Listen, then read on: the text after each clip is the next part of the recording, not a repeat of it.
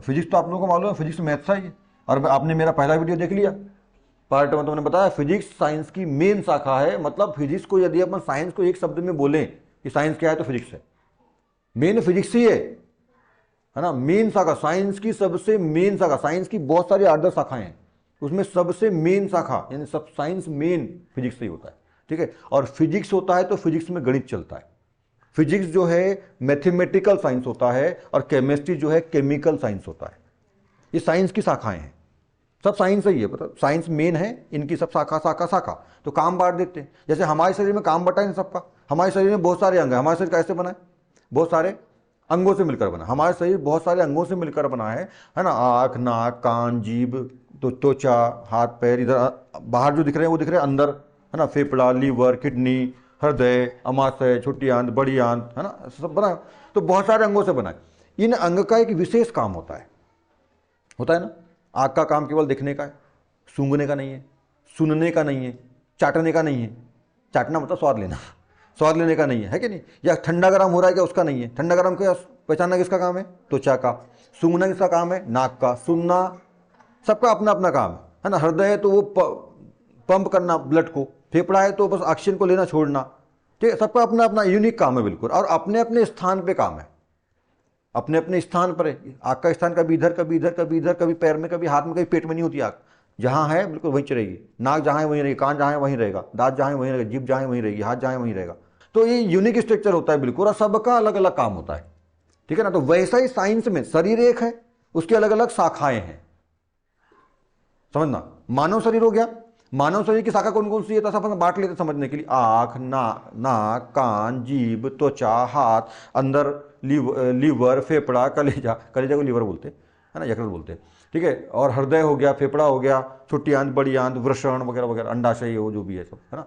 तो मूत्राशय, ऐसी सारी जो चीजें हैं वो क्या है, उसके शाखा है।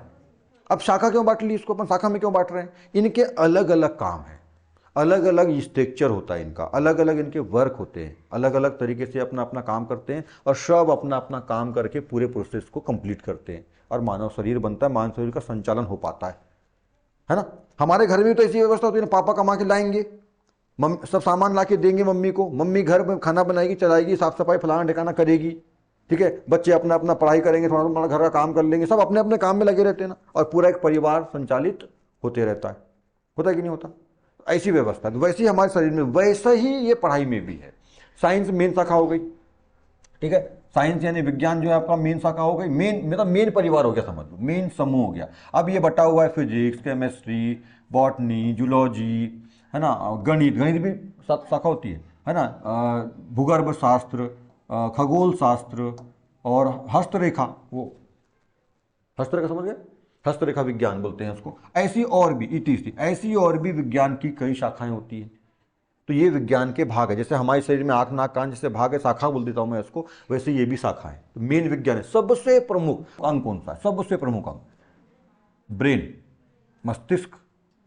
आंख नहीं रहेगी चल जाएगा, कान नहीं रहेगा चल जाएगा, अरे बहरा बोलेंगे लोग, अंधा बोलेंगे, ठीक है। नाक नहीं रहेगी, साला नहीं सूंघ पाएंगे कि साला अच्छी स्मेल है कि बुरी स्मेल, वो नहीं समझ पाएंगे, अलग बात है, ठीक है, ठीक है। जीभ नहीं है तो स्वाद नहीं पहचान पाओगे आप, मुंह नहीं है तो खा नहीं पाओगे, दांत नहीं चबा नहीं पाओगे, फेफड़ा नहीं साले कृत्रिम लगा लेंगे, है ना, गुब्बारे ठूस देंगे अंदर।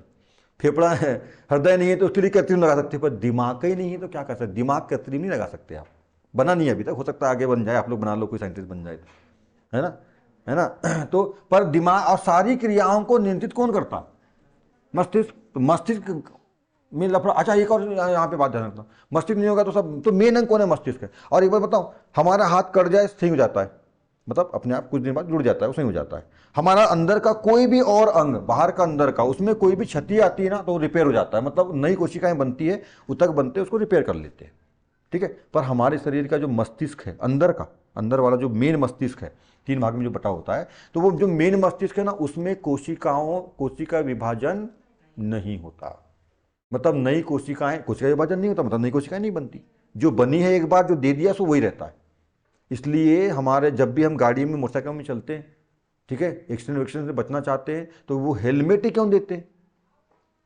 सिर्फ इधर कहीं भी कुछ हो जाएगा ना, टूट फूट कट फट जुड़ जाता है, मालूम है सब ठीक हो जाएगा, पर इधर भी कुछ हुआ तो कोई चांस नहीं है। क्योंकि वहां पे विभाजन, कोशिका विभाजन नहीं होता।